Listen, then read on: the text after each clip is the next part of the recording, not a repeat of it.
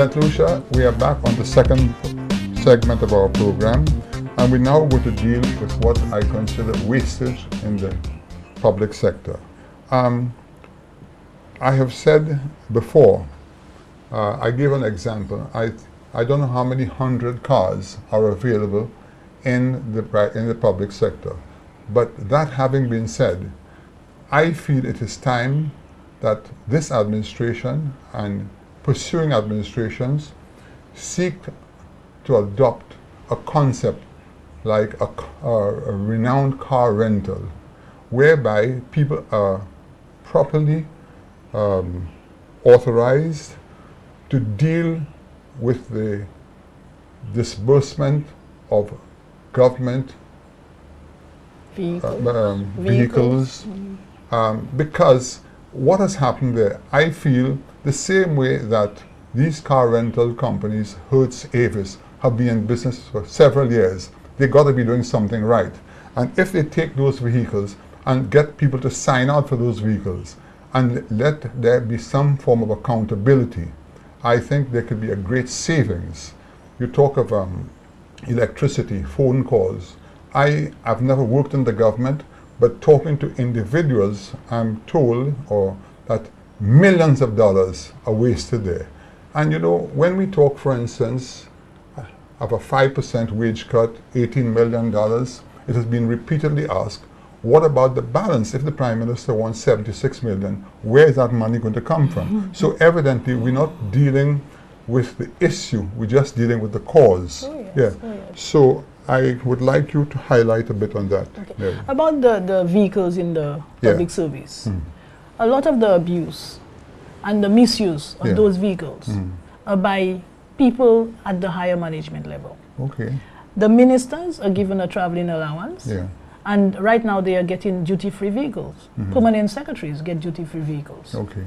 So these people ought not to be using the government vehicles at all. Okay. Unless it is a situation where, say for instance, you go into a meeting at the Treasury or the financial center where there's no parking. Yeah. So the driver now would be called to come and drop you, and when you're ready, the driver would come and pick you up. So that is understandable. Yes. But people, ministers, PSEs who are taking SLGs to their homes, that should not be allowed. That is not necessary. What should happen in the case? They should have their own private vehicle? They have their own private vehicles, and they are being given traveling allowance. Okay.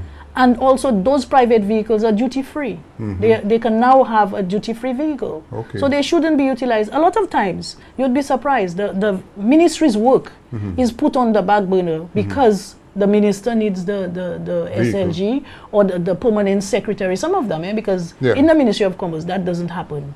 And I remember from the time my minister came on board, she was one of the first people who said, ministers, she as a minister, she has her own vehicle. Okay. She does not need to use the government vehicle. But occasionally, if she's going, say for instance, far away, Soufrière, on a official visit and so on, and she has work to do, that gives her her own hands to be, doing other things while the driver take her. But she does not put her need for the vehicle above the need of the ministry.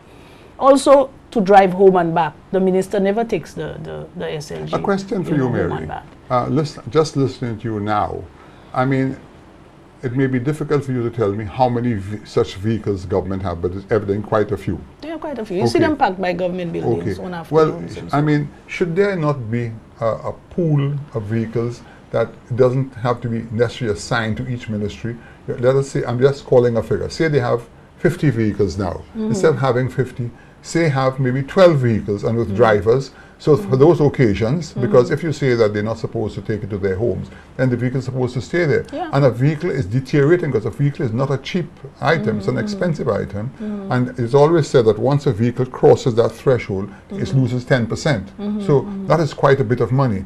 So in these dire times, these are the areas I think we need to be focusing on. Because, I'm not trying to take sides for the CSA now, but as you rightly pointed out, why should the 5% be taken from the civil servants right now when there are other areas that could be addressed in far bigger quantities? Oh yes, definitely. So this is part of my concern. Now, the other thing is, I want to deal with a story that has been circulated here about diplomatic passports.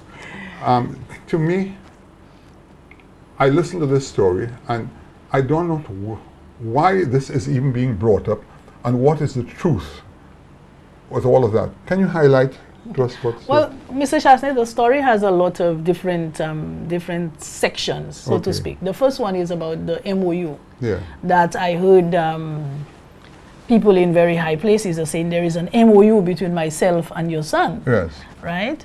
Now that MOU that they showed on the agenda, there's no MOU between, there cannot be any MOU between myself and your son on behalf of anybody. Right. But the first, they showed a sheet of paper. And I do not know for the life of me, why is it that we have people in high position and they appear to be very illiterate? That is an agenda. You understand? The document they're showing, with the first item is the MOU, the second one is CPSA passports, something like that, about the diplomatic passports, the third one and so on and so forth. There are about 9 items on that agenda. It is an agenda. It is not an MOU. There's no signature on that document. Anybody could type that, reproduce it, and print it out. The first item on that agenda item, the first agenda item on that document is an MOU. But that MOU is an MOU between the CSA and the government of St. Lucia. It is not an MOU between myself and Alan Chastanet. It is an MOU between the CSA that came out of the negotiations last year, and it addresses the issue of the $50,000 that we're supposed to be getting over a 3-year period. It's for an education fund and a medical fund. Then there is also the issue of the pensions. Government said they are going to look at the pensions, do a study to determine whether they should increase the public service pension age to the same as the NIC age. And then there was a third item, the agency fee. They were supposed to be looking at getting a legal opinion on the agency fee. These are the 3 of the items in that MOU between the St. Lucia Civil Service Association and the government of St. Lucia. And these people who are looking at this, they cannot for the life of them understand that this is an agenda item. And we were discussing that item to make the opposition, the newly elected political leader, aware that there is such an arrangement between CSA and the government of St. Lucia. And this is where the passport thing, the second item on that agenda is CPSA requesting diplomatic passports for its affiliates. CPSA is Caribbean Public Service Association. It is a regional body that met in Trinidad, and they decided that they would request a seat at CARICOM and diplomatic passports for the heads of each of their affiliate trade union associations, of which I am one right now. I am the president of CSA. But should I move on, then whoever comes is the next person, and so on and so forth. But that is for the entire Caribbean. You understand? That did not originate from St. Lucia. St. Lucia did not even have a say, because I sat at that meeting and I was wondering, what in the name of God would I be doing with a diplomatic passport? And more so, another year or so, you will be out of the government by service. the end of this year. So, you know, what rationale is there? But that leads me to another question, you know. What is it, I mean, when you figure that the CSA has virtually been a proponent of the St. Lucia Labour Party for years, and all of a sudden, the name Mary Isaac seems to stick out like a sore thumb, all because of what? Well, I think the first reason is because we are trying to depoliticize the trade union. That is the sole reason that I can think of. We have removed the influence of the Labour Party. We are trying to remove the dominating influence of the Labour Party in the CSA. But we are not doing so just with the Labour Party. We are saying CSA represents members of all political affiliation. Therefore, Mr. Chastanet, any politician, any government, any opposition should be able to come into CSA and have a meeting with us whenever they so desire. You understand what I'm saying? And we as St. Lucians and as citizens of this country, we as CSA, executive members of CSA representing our members, we have the right to go anywhere and meet anyone to discuss anything that is in the interests of our members. We want to close for the second segment of our program. We'll be right back.